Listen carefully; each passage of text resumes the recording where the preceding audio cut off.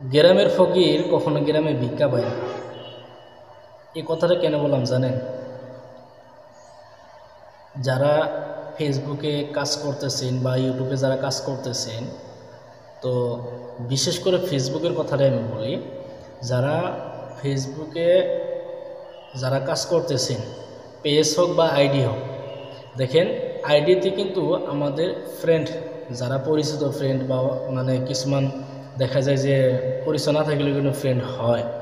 তো এই যে আইডিতে কিছুমান মানুষের দেখবেন তো আইডিতে 5,000 ফলোয়ার্স আছে, আর হয়তো কারোবার 2-3 হাজার ফলোয়ার্স আছে।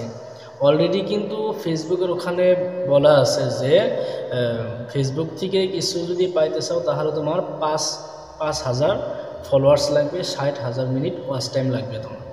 তো আমরা যারা ভাবি যে ফেসবুকে যেহেতু আমার 5,000 ফলোয়ার্স আছে বা 4,000 ফলোয়ার্স আছে বা 3,000 ফলোয়ার্স আছে, তো এইটা ভাবি আমরা এই জন্যেই যে একটা পেজ যখন আমরা ক্রিয়েট করি ওই পেজটাতে কিন্তু আমাদের কোনো ফ্রেন্ড থাকে না, একদম জিরো পয়েন্টে থেকে আমাদেরকে ওই পেজে কাজ করতে হয়।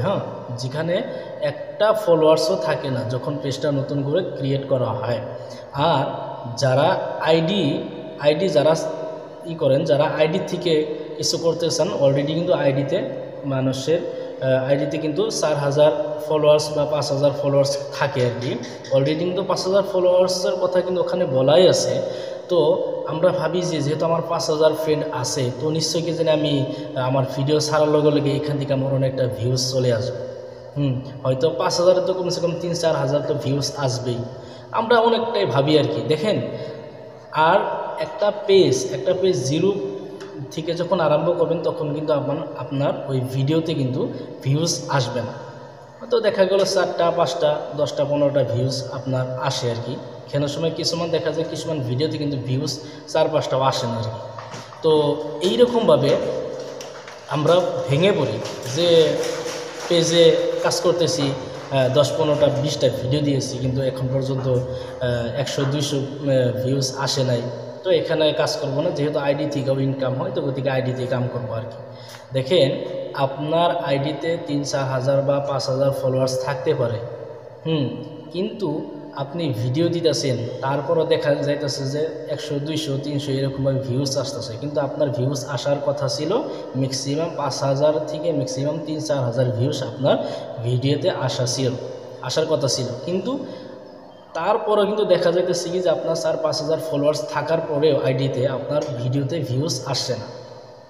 কিসের জন্য জানেন? ওগুলো হচ্ছে আপনার পরিচিত মানুষ, ওরা আপনার ভিডিও পায় কিন্তু ভিডিও দেখেও না, লাইকও করে না, কমেন্টও করে না, হিংসা করে। ওই জন্য বললাম যে গ্রামের ফকির কোনোদিন গ্রামে ভিক্ষা পায় না, বুঝছেন কি?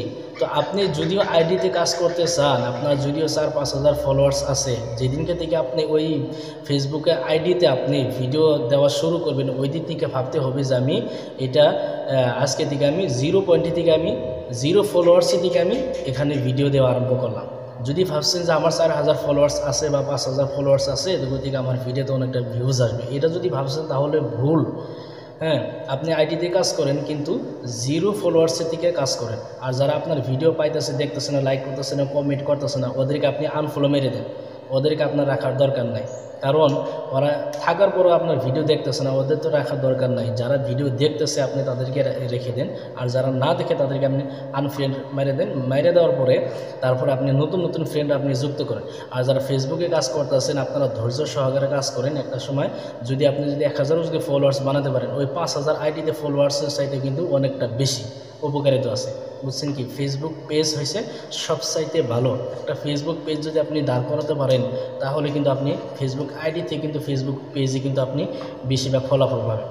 তো এটাই হচ্ছে আজকের আলোচনা ছিল। এর পরবর্তী আপনি নতুন ভিডিও পাওয়ার জন্য আমার পেজটাতে ফলো দিয়ে রাখবেন। আসসালামু আলাইকুম।